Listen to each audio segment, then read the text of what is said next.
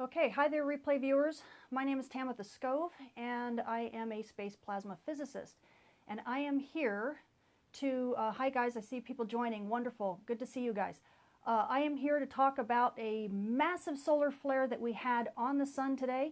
Can you guys all hear me, by the way? Let me know if you can hear me or give me hearts or something like that. I'm not sure if my mic is functioning right now. We are here to talk about, oh thank you, wonderful. We are here to talk about this massive X-class flare that we had just today. Wonderful, thank you. I see you guys can hear me. That's great. We're talking about this X9.3 flare. It's actually the second X-class flare that we've had today. Thank you. I can see that more people joining. Wonderful. Divine, I see you joined. Robin Wright Images joined. Thank you. Share 1085. Thank you. I appreciate you guys joining on. Yes, we have had two X-class flares today. I mean, it's a very, very busy sun. Greetings from Venezuela. Hi, Senador. Hi, guys. Good to see you. I see some ham radio operators joining as well. It's been a very, very busy day already, and we already do have a solar storm that's on its way to Earth. We're expecting it to be a pretty decent level solar storm. So, hey, Jerry, good to see you. We're expecting it to be a pretty decent solar storm. So this is going to be a really busy week and a bit exciting for us space weather folks. Was it an X9.33? The final numbers, it's going to be, you're going to have to take a little while to get the actual, what we call level 2 data to know exactly whether or not it's going to be an X9.33 or if it's going to be downgraded a little bit, but it's an X9, which is good enough. I mean, it's the biggest solar flare we've seen this solar cycle. A little louder. Okay, hang on. Let's see if I can move my mic up. This is not the best mic that I have, so perhaps it's, let's see, maybe that's a little bit better. So hopefully you guys can hear me all right. Anyway, just for those of you who might be first-timers, very cloudy in Ireland. For those of you who might be first-timers to one of my scopes, my name is Dr. Tamitha Scove. I am a space plasma physicist, and, oh good, I'm glad it's better. And for my day job, I work in kind of a government think tank, helping keep space assets safe and helping them design, you're welcome, helping people design better, space vehicles that can actually survive the space weather out there.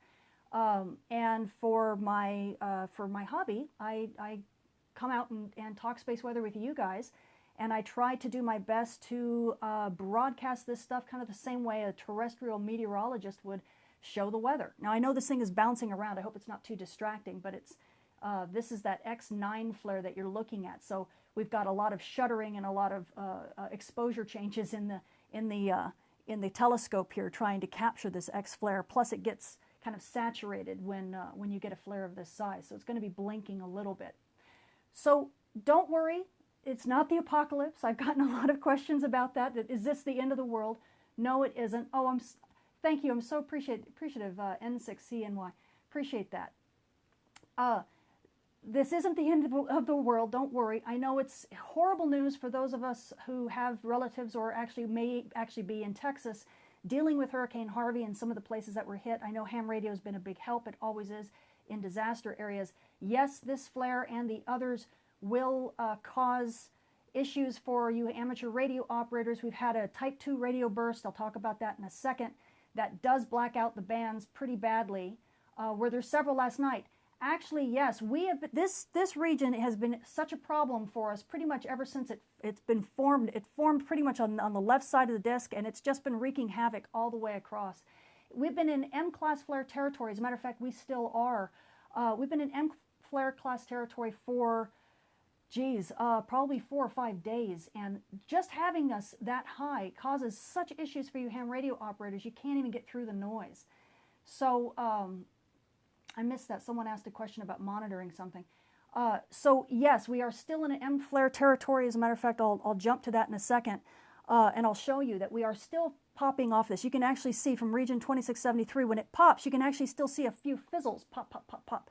Those are all M-class flares in there that happen. There's an X-class, there's the big one, X-class, big class, and then pop, pop, pop afterwards. Those are still the M flares that are still popping. This region right here is extremely unstable, and it will continue to give us M flares probably all the way around while it rotates around the disk. So this is a very big deal to us space weather physicists. It has launched yet another solar storm, and I'll get to that in a second. It does look like there's part of it that's Earth directed. Thank goodness we have stereo A still alive on the backside of the sun monitoring things, so we can actually see that the what we call the halo from the eruption as it blasted off the sun. The stereo can actually see it moving away from the sun and towards Earth, and I'll get to that in a second. So yes, this could affect telecommunications. What are the chances that this impacts the GOES satellite monitoring?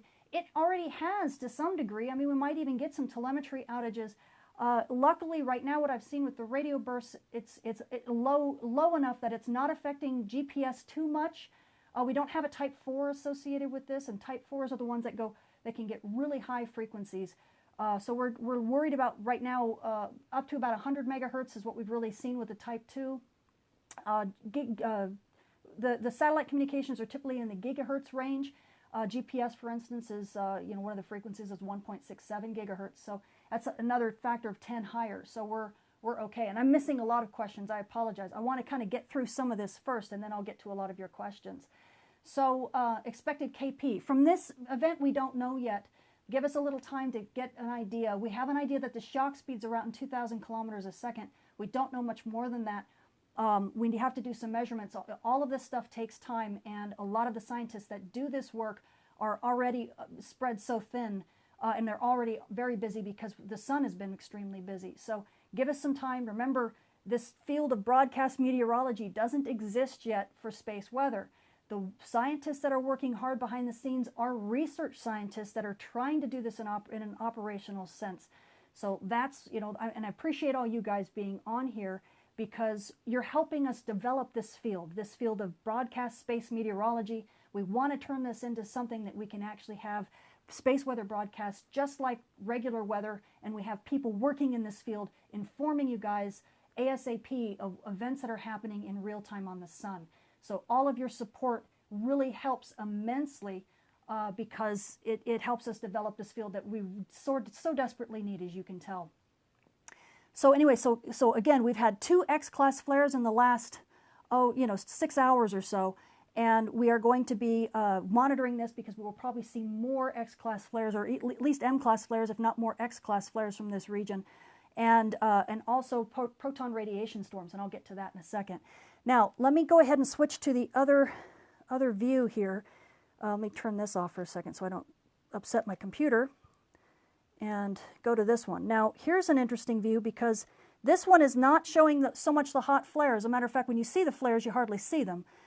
There's an X-class there and there. That was the big one. So in this color, this is what we call 171 angstroms.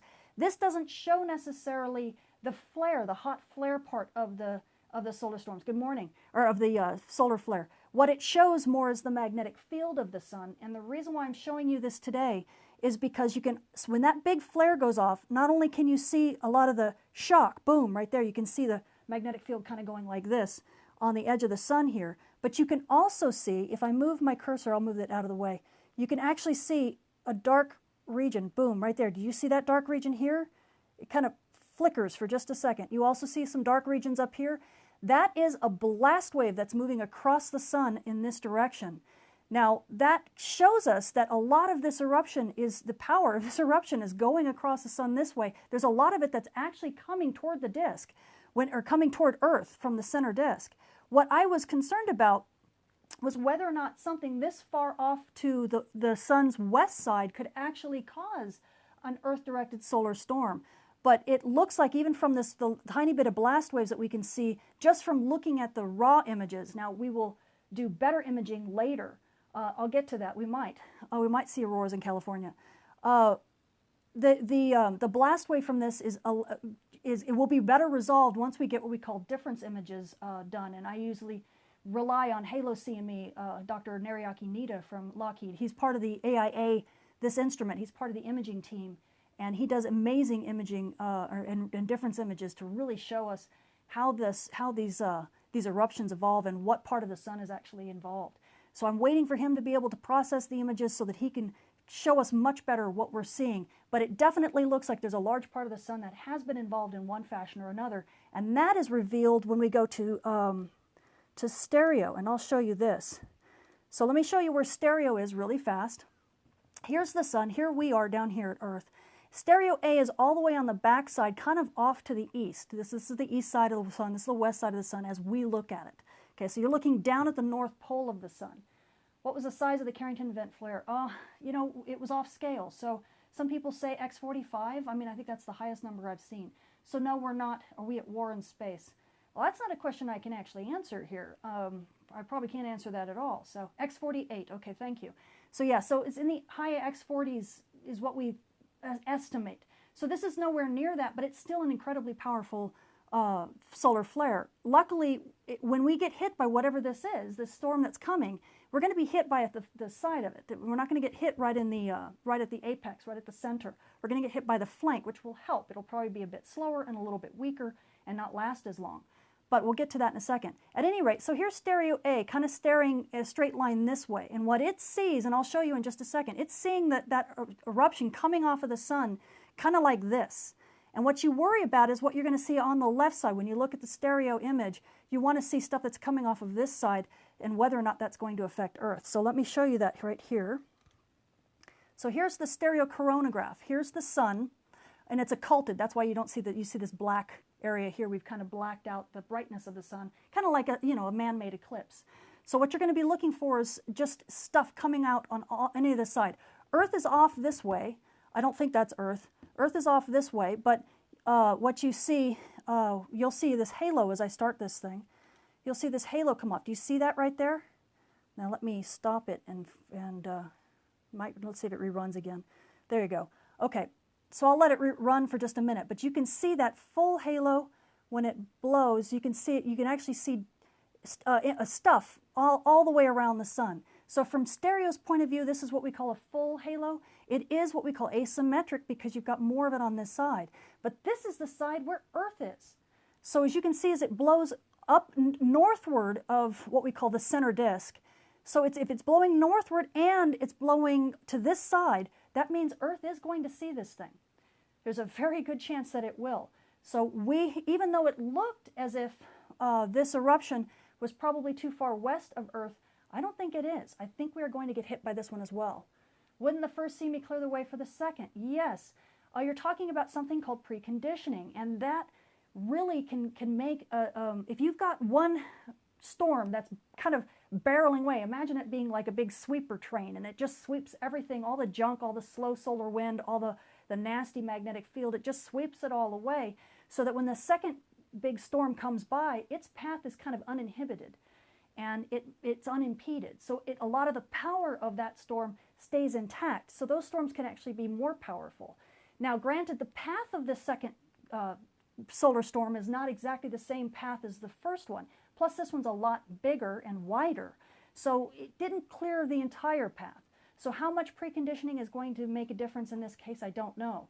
The other thing that you have to be, or that might be interesting, especially to a solar physicist,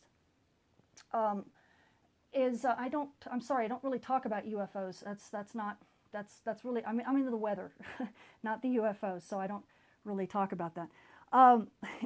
And at any rate, we had two, as you heard before, we had two X-class flares. Now, it doesn't look like there happened to be a solar storm associated with the first one. I've been asked that question. It looks like it's just the second one, but even if there were two eruptions, the second one is so much bigger and so much faster than the first that it would just slam against the first and they'd both kind of go out as a single solar storm. So we're going to be following, most likely when you see the Space Weather Prediction Center and NOAA and NASA putting out predictions for this particular storm, you'll probably just see one big blob of stuff coming towards Earth because they would have merged so closely at the sun that it wouldn't be an issue. Okay, let's see. Best wishes from Scotland. Thank you so much. Yes, this is a big deal for all of us dealing with impending hurricanes and those already hit. It absolutely is, because ham radio is on the front lines of space weather, and this is actually a good segue. Let me go here now to show you a little bit about what's going on. If you guys don't use this website, this is a website called solarham.net. I use it quite frequently. There are a lot of others, but I just happen to be on this one today because of the way he presents both these two sets of data close together. Solarham.net is not for the faint of heart. If you're a newbie at space weather, this site will overwhelm you because it's a ton of data compressed very, very tightly. But for those of you who are very well versed in it, it's actually kind of like a nice pocket reference to have, at least for certain things. So I'm using solarham.net today, and what you're looking at is a real-time image of both the what we call the DRAP models. You can see it's a map of the world. Hopefully you guys can see that all right. Let me move this up if we need to, or down, I don't know. They've got a little bit of glare from the light. Hopefully it's not too bad for you guys. And then this is the X-ray flux, and you can see right here, this is the M flare level right here. This thing is refreshing, so which may be a problem for Periscope because it's oh great, I just lost it. Oh boy, okay, I just lost my DRAP. Oh well, it's because I'm on Periscope. I just lost the whole thing. Oh no, don't do that to me. Let's see. There we go. Okay, hopefully we can keep it like that. So that's the M flare level right there, and you can see we're way above it right now. We had X flare level, and as we've calmed down from that X class flare, look at the red line, we're still above the M flare level. So you poor ham radio operators, pretty much anything above M flare level can cause radio blackouts for you. So you probably can't do anything. Let's see, we're just to know there's not to do anything about it, correct? Yes, there's not much you can do, but just kind of endure it. It's like a heavy rainstorm or a hurricane. You really can't evacuate the earth. So you got to kind of sit there and hunker down. A lot of people won't even notice this unless you're someone who's really into technology, and then you'll notice your GPS doesn't work, or you'll notice that if you're a ham radio operator, your ham radio doesn't work, or your shortwave, or even AM stations and UHF. They can be impacted, especially when the flare levels are so high and the solar flux, these X-ray flux levels stay so high. Do I recommend spaceweathernews.com? I don't go to that site very much, so I don't know yet. I can't say one way or another. Now for X-ray, someone just asked, what part of the Earth is most affected? For the X-ray flux, this is always going to be the day side of the Earth. Basically, if you can see the sunspot that's causing the problem, it can see you, and so it will give you trouble. That's what this region is right here. This is actually showing the X-ray levels, the impact on one of the layers of the ionosphere, of the upper atmosphere. And this is affecting ham radio and all on the day side. And it's really, people oftentimes think it's where it's the center of this thing that's causing the problem. But what we oftentimes see is it's more where the colors are changing rapidly, what we call these gradients. This is what really affects things. You can't have the ionosphere changing fast. If it changes what we call conductivity, if it's changing its electrical properties too fast, then that becomes a problem. That's where GPS gets kind of wonky, and that's where ham radio really goes bad. These regions here, this is due to a proton radiation storm. We are in the middle of a big one right now, and that just absolutely kills navigation. It kills high-frequency radio comms over the poles. Pilots right now are having issues. Even commercial airliners are having issues right now with all of this noise. So, and if you're a frequent flyer, and I've got a space weather video that's coming out, a forecast video that's coming out later today, and I'll talk a little bit more about this. If you're a frequent flyer, if you're a high-risk passenger on an airline, and you're going, let's say, a long flight over in polar routes, or you're going transatlantic or something like that, you will want to take this into consideration in your flight plans, because you will be getting a higher dose of radiation, especially right now because we have certain particles that are really energetic ones that are excited right now, that are actually hitting the Earth's atmosphere. So impact on high latitude electrical grid, yes, nothing yet. Now all of this, so that's a good segue for this. All of this right now, this is all essentially electromagnetic light. This is just light hitting us. The particles here are not. These are actual particles, but these don't cause electric grid issues. Solar flares in of themselves don't cause that stuff. These are the things that as soon as it hits the sun, it takes 8 minutes to hit Earth, and you get comm outages. You get ham radio dropouts. You get GPS dropouts. You get satellite communication issues. You get Sirius XM radio going out. You get your DirecTV going out. Anything that has to do with satellite, your Waze traffic apps go out. Things like that. But these are usually short-lived. I mean, as you can see, this is actually lasting a long time. But that's what solar flares do. Okay. Now, oftentimes with a solar flare, often with a solar flare, you'll get a solar storm launched, and that's what I just showed with the stereo data. Those solar storms travel much slower than the speed of light. And I'm answering some of the questions that people have asked me on Twitter and on YouTube. Why is it, I thought these things travel at the speed of light, how come they're not here already? Well, it's because there's two different phenomena. The solar flares travel essentially at the speed of light, but the solar storms are much more massive, much more slow, and those are the things that when they hit Earth cause issues for cause issues for the national grids. These will be the things that will hit and make Sweden's power grid go down, or Canada. These are the things that when you talk about superstorms and the Toronto Stock Exchange going out, or the Carrington event, it wasn't the flare that was the problem, it was the actual solar storm that hit later. So we're actually waiting for a big storm now. It's not a Carrington class, so don't worry. It's going to be a big storm, yes, and it could be long duration, and that oftentimes is even more important than how intense it is. If you have a mediumly intense storm and it lasts for a long time, that can be more devastating to a power grid, for example, than a really intense storm for a short period. So when will it hit? So I'm going to talk about that just a little bit. That's going to be coming out in my space weather forecast video later today. And yeah, I'm reading some of your questions here. People don't understand what part of the world. All parts of the world. For solar storms that you saw, that's going to be global. For solar flares, it's just the day side. But for solar particle events, as you can see, it's all over the globe. But it's all over the globe but high latitudes only. So unfortunately, space weather is extremely complicated because some of the main ways we get impacted by space weather happen so differently. You have solar flares, like right here, that happens on the day side. You get solar particle radiation storms that happen only at high latitudes, but all over the globe. And then you get what we call a geomagnetic storm, or what I call solar storms, that happen globally. You'll get hit day side, night side, it doesn't matter. And those are the ones that bring that gorgeous aurora, but those are the ones that also can do the most damage in terms of national grid power issues and things like that. No, it cannot wipe your hard drive, don't worry. And I come across this question all the time. The issue that we have that people worry about is they say, oh gosh, my dad has a pacemaker. Is he going to be walking and then the storm hits and suddenly his pacemaker is going to get zapped and he's going to die? No, it doesn't work like that. And neither will your cars get zapped. It's not, the way that solar storms work is they affect the Earth's magnetic shield. Now the Earth's magnetic shield, granted it's big, right? It's huge, but it's only the strength of about a fridge magnet. It's really not that strong. So the way to get affected by the Earth's magnetic shield is you have to be big. You have to be big like a lake. You have to be big like a power grid, extending hundreds and hundreds of miles, so that the tiny little influences, the tiny little currents and potentials that are induced in your electronics or your wire or whatever it is, those tiny things add up bit by bit by bit by bit.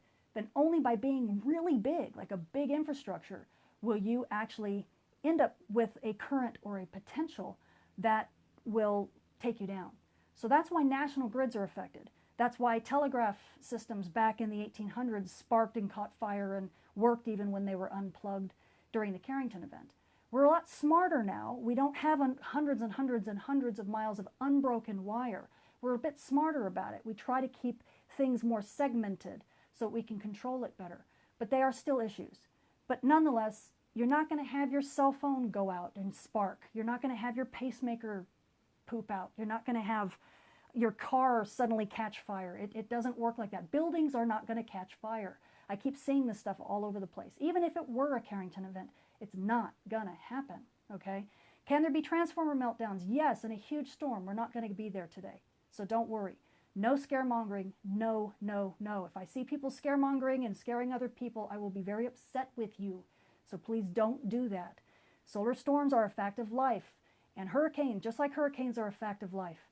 But there's no reason to set people completely on edge when it's just something that we have to deal with. And it's an inconvenience, and it can be a bigger problem when they're bigger storms. So will the grids be, the national grids be worried about it today? Yes, probably.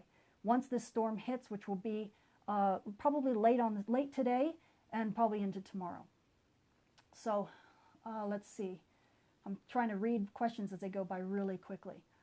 People don't even notice. We live in the middle of hillbilly land. People don't even notice it here. Exactly. The only thing that they will notice is that if the storm is big enough to cause aurora that comes down to Texas at 3 and 4 in the morning, then, you know, the roosters will wake up and start crowing, and the cows will want to be milked, and farmers will get up thinking it's morning, which is exactly what happened during the Carrington event. A lot of people actually got it. Birds start chirping, you know, they think it's morning time, so it's pretty funny in that sense. What if your home is powered by solar panels? That is actually an excellent thing. If your home is powered by solar panels, and we do have a huge Carrington event or something like that, and power goes out in your area, you will be a hub.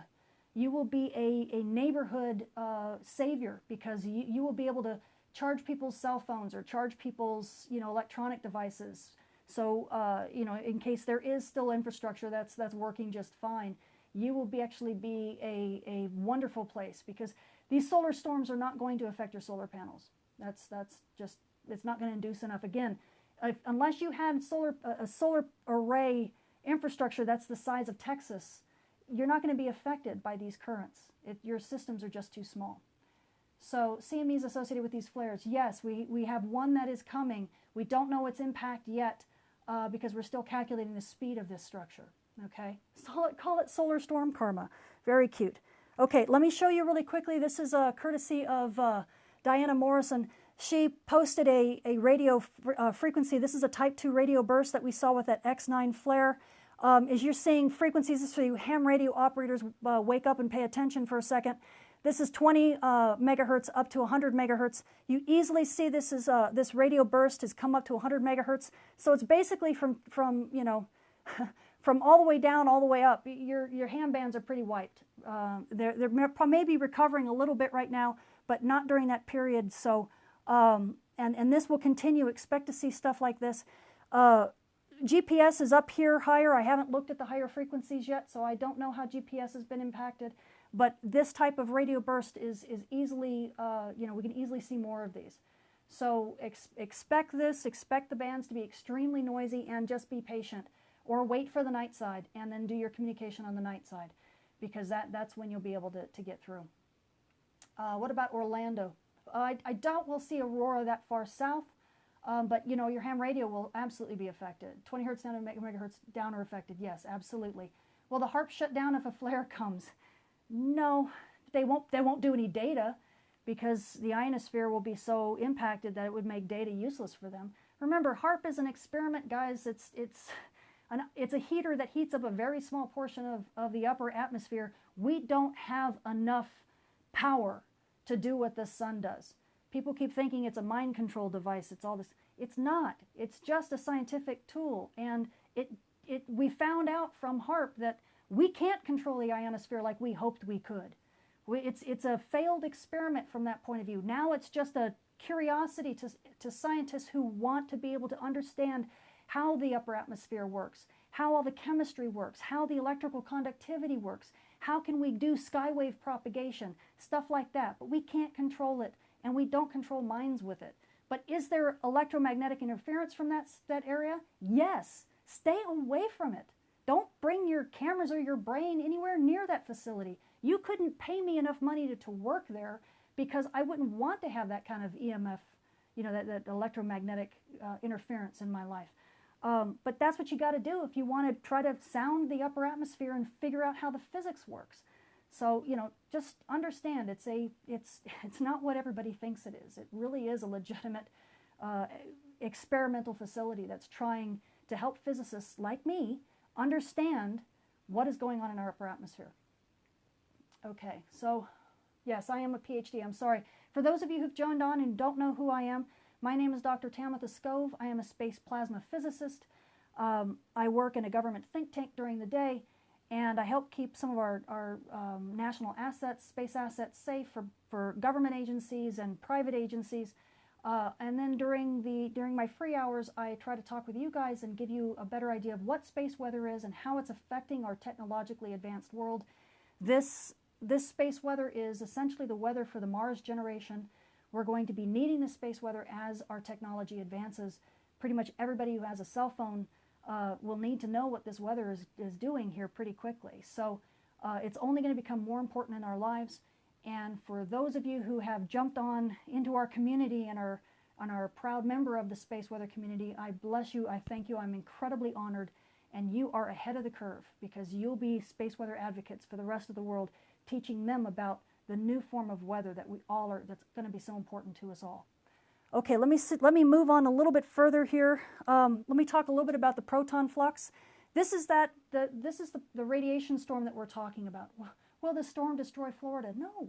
If you're talking about the hurricane, I don't know. But if you're talking about these solar storms, no worries. This is the proton radiation storm we're in now. This was from an earlier flare, and it's being driven now by that solar storm that's coming. There's a big shock in front of that solar storm, and so it is the particles here that are up at what we call the S2 level. So this is a level where we're actually seeing definite issues and impacts in GPS at high latitudes, impacts in HF comms. Like I said, airline pilots are having issues.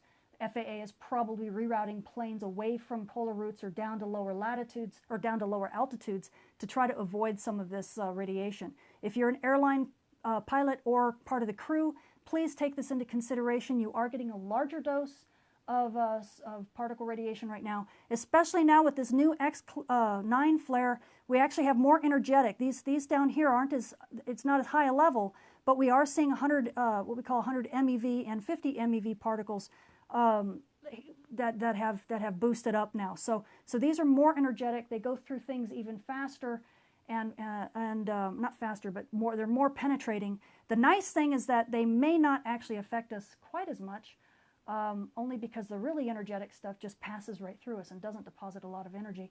The lower energy stuff that penetrates and stops in your skin and in your internal organs, those are the particles that you need to worry about.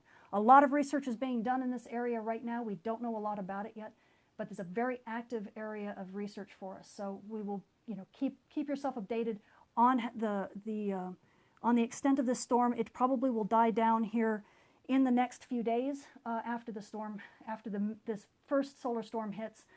I'm not sure how fast it will die down now that we have a second solar storm on its way. But this will easily be with us for the next week or so. Would they let the president fly across country? Sure. People do it all the time. Does it mean you're going to get a CAT scan? Yeah, probably. Depending upon where you fly, how long your flight is. Again, it's the duration of the flight that's the problem, not necessarily where you fly if it's a short flight. So, it's really only for high-risk passengers or frequent flyers who may be already close to the upper limit for dose.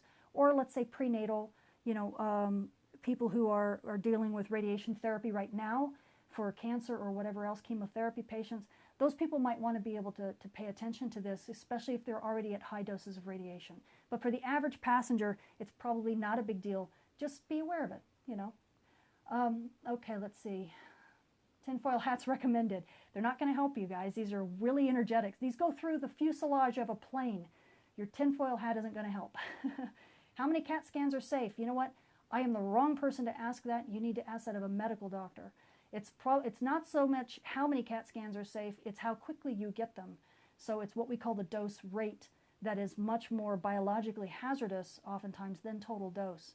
So that's the other thing. And so we are essentially at an S2 level. We're just below an S2 level right now. You can go to the NOAA SWPC Space Weather Prediction Center site to look up what an S2 level radiation storm is and how biologically active that is.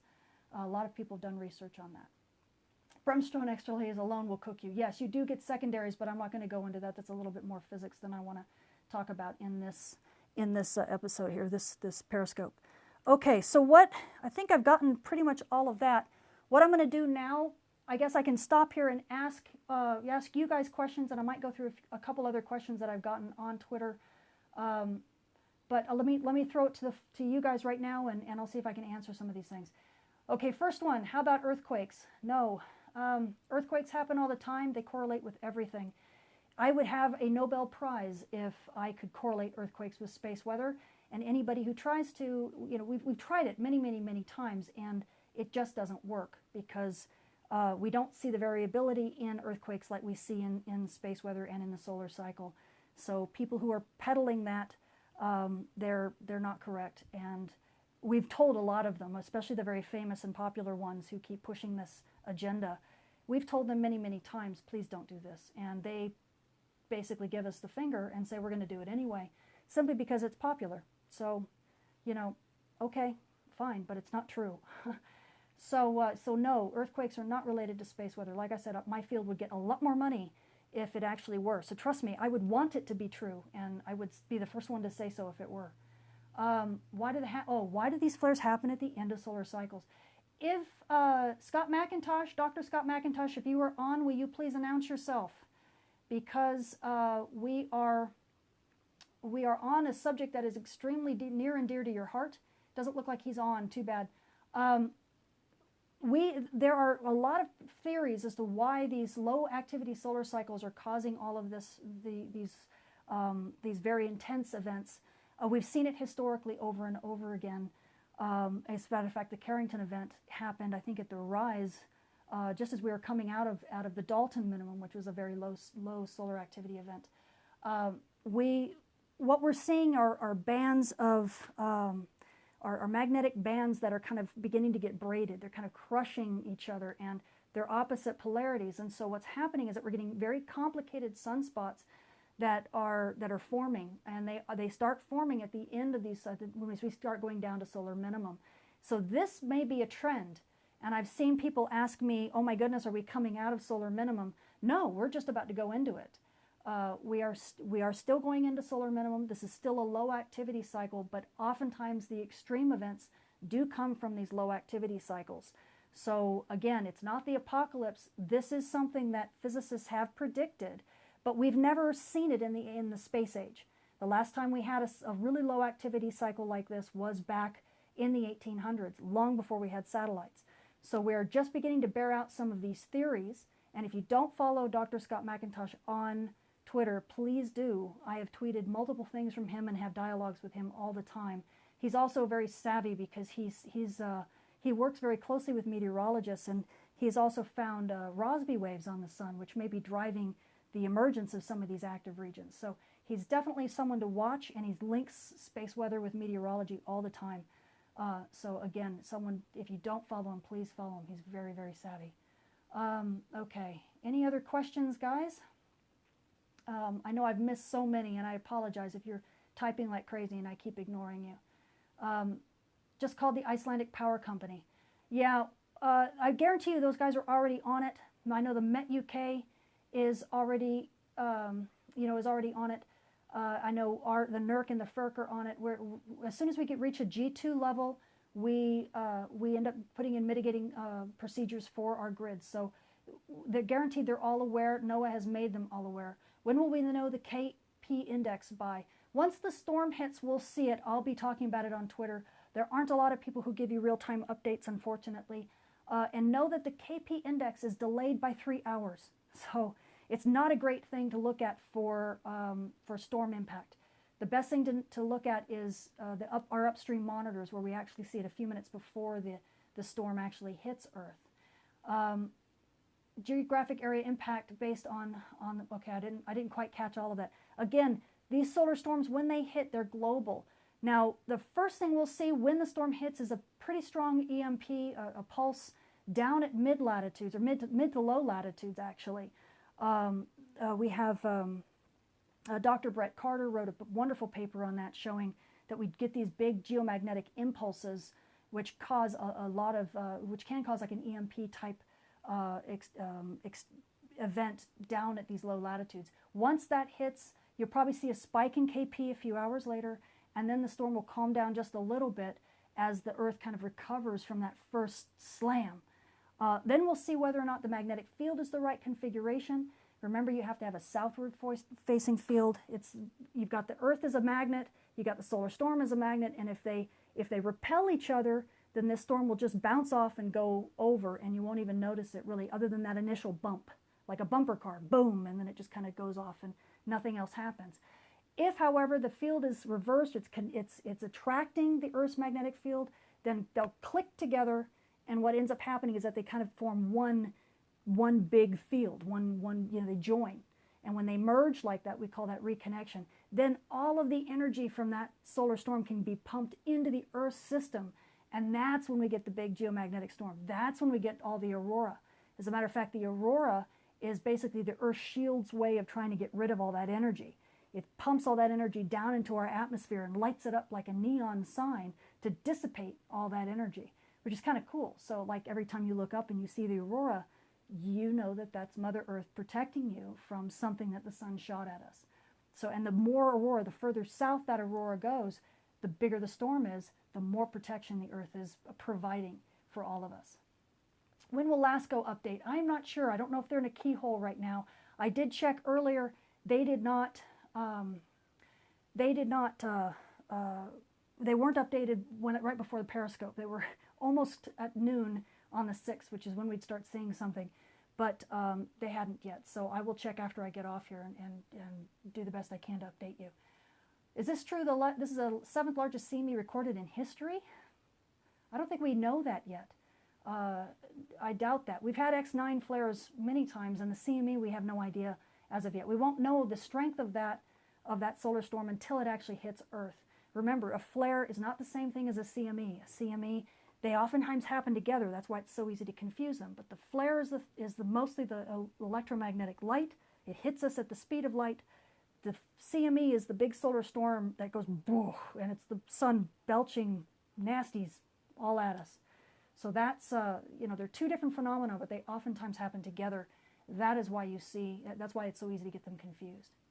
Biggest flare in the solar cycle? Yes, I believe so. The prior one was like an X9.3, which happened a few years ago. Will it charge up our planet? Well, I hate to tell you this, but our planet is already charged. As soon as you get up to the ionosphere, everything is charged. As a matter of fact, all of space is charged. It's also radioactive. People always talk about, oh, you can't shoot radiation in space. And it's like, why not?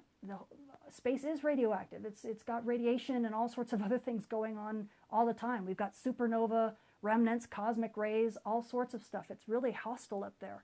That's where the real weather is. And that's where we're going as a human, as a human race. We're going to be launching ourselves into that as we go explore other planets. So it's a much more hostile environment than anything the Earth has.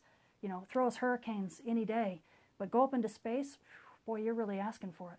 So, our Earth really protects us. Do they evac the space station? They don't evac it. They have everybody huddle.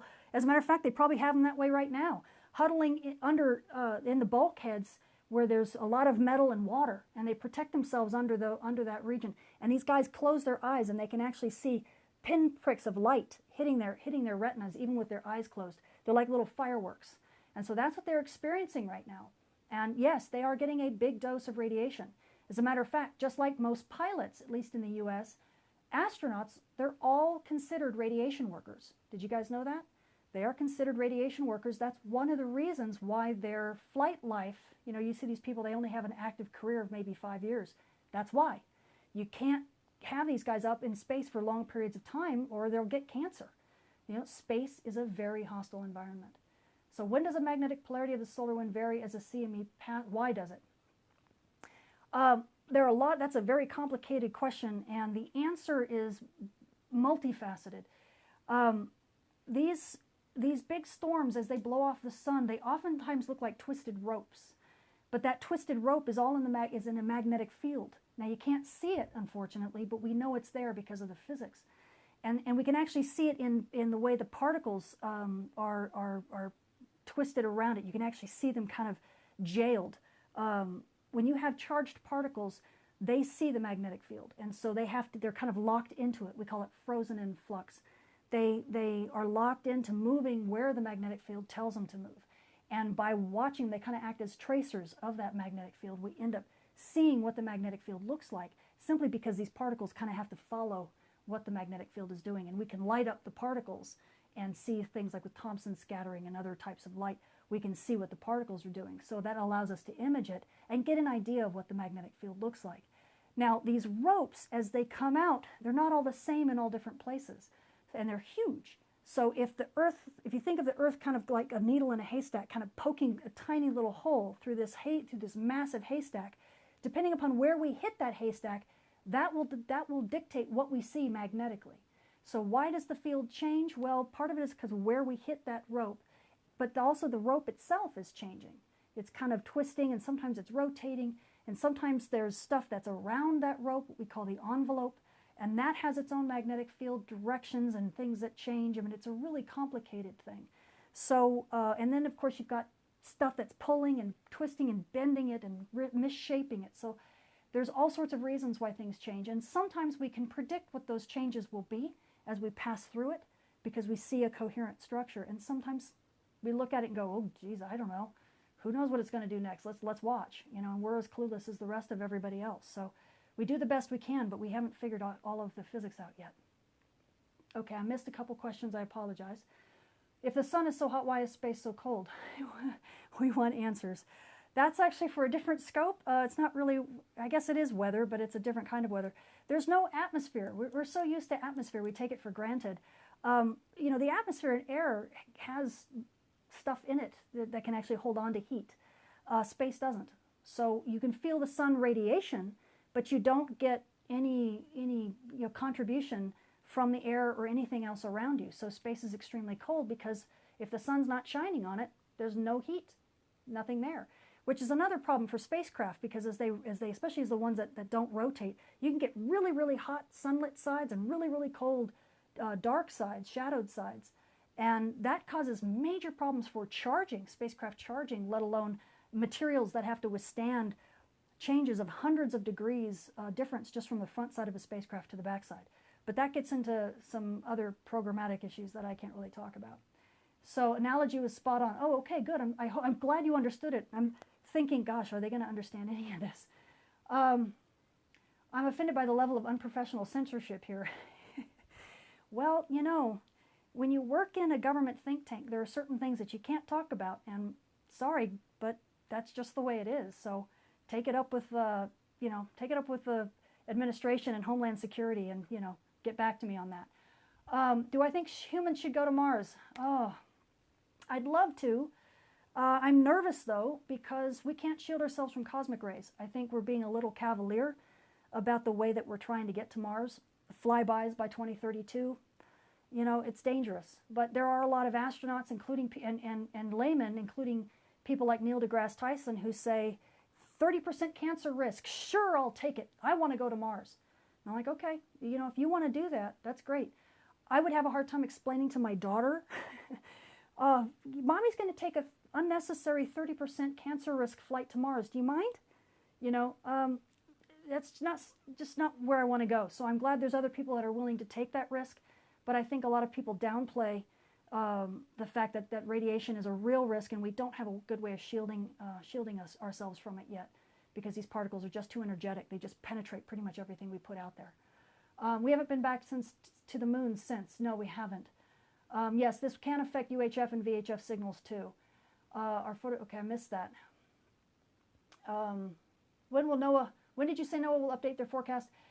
That's hard to say. Doug Biesecker, I guarantee you, is sweating bullets right now, trying to get this, get the prediction out and make sure it's right.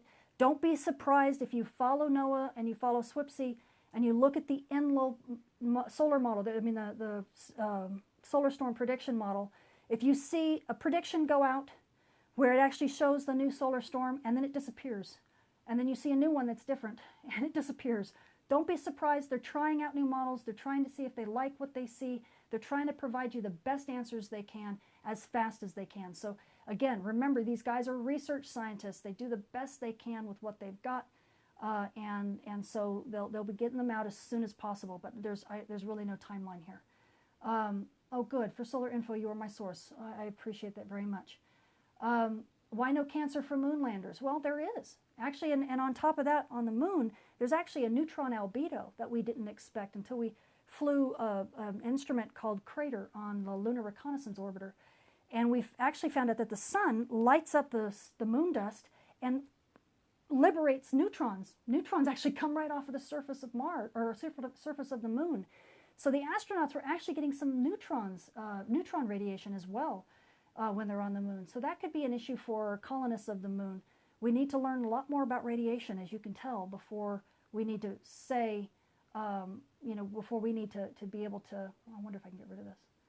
I can't. Hold on, I got a notification on my phone there. But we need to learn a lot more about radiation before we start sending people willy-nilly out into any planetary body or just even out into interstellar space. Okay, so any other questions? How can astronauts be on the moon if it's transparent? I'm not sure what that means. Just because you're exposed doesn't mean you will get cancer for a fact. That's true. Again, dose rate and total dose matter. So if you get exposed for a short period of time, you're not going to have anything. Also, you know, biologies are different. Some people are naturally more susceptible than others. So I'm not pretending to be an MD who happens to know this stuff. I just know that I, for instance, do not want to go to Mars because I know that there's a substantial risk of getting cancer. Okay, so let's see, any other questions? How does being a few miles closer to an object, I missed it again. That's the second time I've seen that question. That's too long, I can't read it. Do you think Thursday night's going to have a good chance of high KP, need to book flights? I see. Gosh, again, because we can't predict the magnetic field, it's hard to say. But the nice thing is we've got multiple solar storms on the way. So that really ups our chance in having a solar storm that's going to give us some decent aurora. Now, you people who are at high latitudes, you may actually have to look south because the auroral oval may go right over your head from north down to south, or if you're in the southern hemisphere, it goes from south up to north. So you may actually end up having to look the other way for aurora because the aurora, if it's a decent-sized storm, it'll actually come closer to the equator than your area. Is it possible to have a speedy solar storm at light speed? No. The fastest solar storm that we've ever seen, I think, was around 17 hours, and that was one of the what we call the Carrington class events. That, as a matter of fact, one of the requirements to be a Carrington class event is that it is extremely fast. But we don't see those very often. And this one I don't think is going to be that, this X9 flare. Okay, I just saw a question about an X10 flare killing power grids. Again, flares don't kill anything other than radio communications and maybe GPS, satellite communications, stuff like that. The flare is not the problem when it comes to power grids. It's the solar storm, if there's one launched along with it. That moves much more slowly and will arrive in a few days, just like the one that we've seen is going to arrive in a few days here, on top of the one we should be getting later today. Those are the things that cause aurora. Those are the things that induce currents in the ground and in power systems. So those are the things you end up having to worry about when it comes to national grids and infrastructures like that. The flares they happen fast, and they cause the radio communications blackouts. Are noctilucent clouds affected by solar flares? Good question. Have no idea. That would be a great research project for a graduate student. If the sun goes supernova, you have 8 minutes. Yeah, live it up, right? Have a drink. Do you mind telling this person the Earth is round? You know, I just figure people who think the Earth is flat, just tell them go for a long walk. So they'll eventually fall off the Earth, and they'll get their own answer. Of course, you know, they'll be 80 years old, and they'll still be walking because they can't find the edge of the Earth. So, you know, just let them do what they want to do. Okay, any other... Any other questions from you guys? I think I've answered pretty much all of them. I don't even know if I need to go on Twitter here. Let me look really quickly for some, if I can get my mouse here. Let's click to this guy. I've got 44 replies. I think I answered most of the stuff. Oh, right, of course, one of the first questions. People keep asking me, what time zone, what time zone? It's always UTC, which is the same as GMT, you know, UK Standard Time. When I post any of the solar storm plots or anything, any flares or anything like that, and I make predictions, or I basically broadcast predictions others have made about when something should arrive, it will always be in UTC time. And when I do periscopes or other things, I will oftentimes label it PDT. For me, you know, coming on and giving you a periscope or something, I'll talk about it in my time zone. But anytime I put official pictures up of when a storm is going to hit, I will always say UTC, or it will always be in UTC time. Why was Greenwich decided to be where time is based? You know what, I don't know. I used to know the answer to that, and I have forgotten. But, you know, obviously America wasn't founded yet. Otherwise, guaranteed NOAA and SWPC would take over. They'd say, no, it needs to be here, because they're the lead on all space weather prediction for the world. Even though that's kind of silly, because you talk to a Brazilian who can't even use GPS at 9 p.m. During plasma bubble season, because the scintillation in the plasma bubbles are so bad, their GPS is completely worthless. Everybody, every country, and even every state, they need their own prediction center. for space weather, because space weather, just like regular terrestrial weather, is local. There are local effects, and that's one of the reasons why space weather broadcasting is so important for us to get off the ground. Okay, so let me see if there's other questions here. People were asking me, again, what bands are going to be affected on ham radio. Basically all of the bands. They're going to be affected differently, and once the storm hits, they're going to be affected on the night side too. So right now, dayside bands, if you're on the day side of the Earth, the ham bands are going to be affected, and it's going to be a broadband noise. On the night side, things might quiet down and you get better propagation, but obviously only on the bands that work at night. You know, the D and E layers disappear at night, so you're going to have to work on your, 80 meters, 60 meters, things like that. But then once the storm hits, you're going to get disruptions on the night side too. So ham radio, once the storm hits, you're going to have issues both on the day side and the night side, and we're just going to have to suffer through it until it's all done. Something about Rolling Stones being affected, I don't know. If it's a concert being broadcast by satellite, there's another big flare, yeah, you might get some temporary disruption, and that could be very possible over the next couple days. So sorry about that. Yeah, buy satellite TV for a while, and XM radios. You don't be surprised if you're having more trouble with your XM radio. You don't need to write them and tell them that their service sucks. It's just space weather. So just kind of have to deal with it for a little while. Okay, any other questions here, guys? Oh, and by the way, I wanted to give a shout out to Kim Hines. She says, apparently the sun missed the solar minimum memo. I've actually used that in my space weather forecast that's coming up today, and a big shout out to her, because that made me laugh so hard I almost fell off my chair. It was very cute. So, okay, I think that's it, guys. Any other questions for me? I'm gonna go ahead and wrap this up and finish that space weather broadcast. The forecast. It'll be up later today. Shout me out. I missed it. Oh gosh, the questions are coming so fast. We're still entering the minimum. Yes. Thank you for doing this. Why do black spots happen on the sun? Has to do with the magnetic field popping out, strong magnetic field popping out.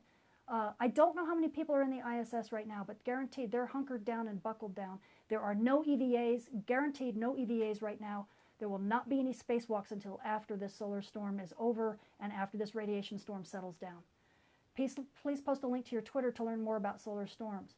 Yes, you just Google Tamitha Scove or Google Space Weather Woman, and you will find me very easily. Dr. Michael Miller, PhD. Okay, hi.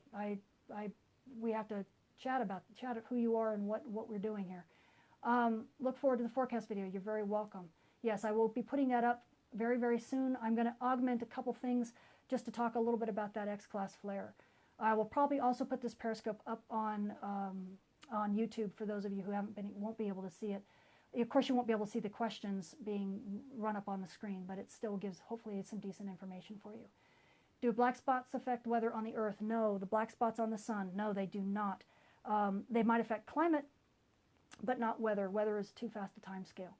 What factors affect the localized variation of the solar storm on Earth? That is a periscope in of itself.